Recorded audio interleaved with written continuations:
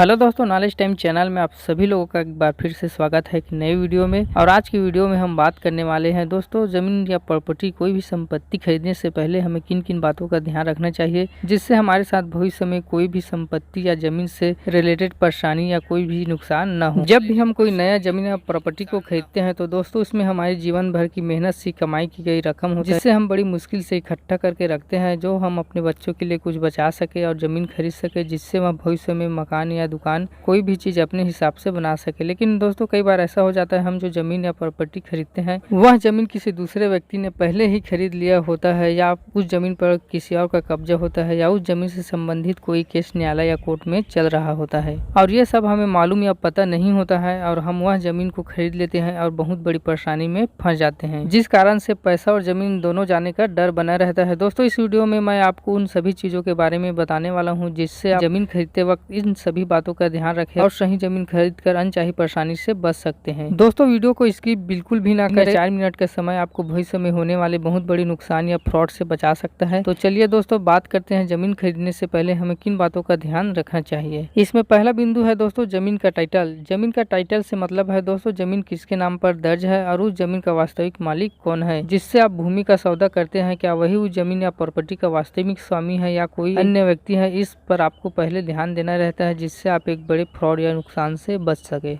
दोस्तों दूसरा बिंदु है जमीन या प्रॉपर्टी कितने व्यक्ति के नाम पर है, संपत्ति में कितने व्यक्ति टाइटलधारी है। जी हाँ दोस्तों, जमीन खरीदते वक्त हमें इस बात पर ज्यादा ध्यान देना चाहिए कि आप जिस जमीन को खरीद रहे हैं वह कितने व्यक्ति के नाम पर दर्ज है, उस जमीन पर कितने व्यक्ति अपना हक रखते हैं। उदाहरण के लिए किसी जमीन पर एक से अधिक व्यक्ति, भाई बहन माता, ये सब टाइटलधारी हो सकते हैं, या भाई बहन माँ चाचा ऐसे भी टाइटलधारी हो सकते हैं। और आप जिस व्यक्ति से जमीन प्रॉपर्टी का सौदा करते हैं वह जमीन बेचने के लिए तैयार है, लेकिन उसका भाई बहन माँ चाचा, अगर एक व्यक्ति जमीन बेचने के लिए तैयार न हो तो जमीन का रजिस्ट्री नहीं हो सकता और आप सौदा के समय कुछ पैसे दिए रहते हैं वह डूब सकता है। ऐसे में आपको इन बातों का ध्यान रखना होता है। दोस्तों अगला बिंदु है जमीन पर कब्जा। कई बार हमें ये देखने या सुनने को मिलता है कि जमीन तो खरीद लिया है, लेकिन उस जमीन पर किसी दूसरे व्यक्ति का कब्जा रहता है। आप जिससे जमीन खरीदते हो उसका कब्जा नहीं होता है, जिससे आप परेशानी में फंस जाते हैं। ऐसे में आपको जमीन खरीदते वक्त जमीन पर किसका कब्जा है इसके संबंध में जानकारी अवश्य प्राप्त कर लेना चाहिए। दोस्तों अगला बिंदु है जमीन की माप। दोस्तों जमीन खरीदते वक्त जमीन की माप बहुत जरूरी होता है। इससे यह पता चलता है कि आप जिस जमीन को खरीद रहे हैं और उसका क्षेत्रफल कहां से कहां तक कितनी दूरी तक है, और विक्रेता जिस जमीन को बिक्री कर रहा है उस जमीन का नंबर और भूमि एक ही है या अलग अलग है।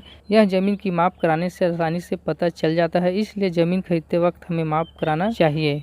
दोस्तों अगला बिंदु है जमीन के संबंध में विवाद। दोस्तों जमीन खरीदने से पहले संबंधित जमीन के बारे में हमें पूरा जानकारी लेना चाहिए, जिससे यह पता चल सके कि उस जमीन के संबंध में कोई भी विवाद, केस या न्यायालय कोर्ट में तो नहीं चल रहा है, या कोई भी मामला जमीन से संबंधित विचाराधीन तो नहीं है। जमीन खरीदते वक्त इन सभी बातों पर हमें विशेष ध्यान देना चाहिए और उसके बाद ही हमें ज़मीन को खरीदना चाहिए, जिससे आप भविष्य में होने वाले कोई भी परेशानी से बच सकते हैं। दोस्तों वीडियो अच्छा लगा हो तो वीडियो को लाइक शेयर कमेंट जरूर करें और ऐसे ही वीडियो को सबसे पहले देखने के लिए हमारे चैनल को सब्सक्राइब जरूर करें। Thank you for watching.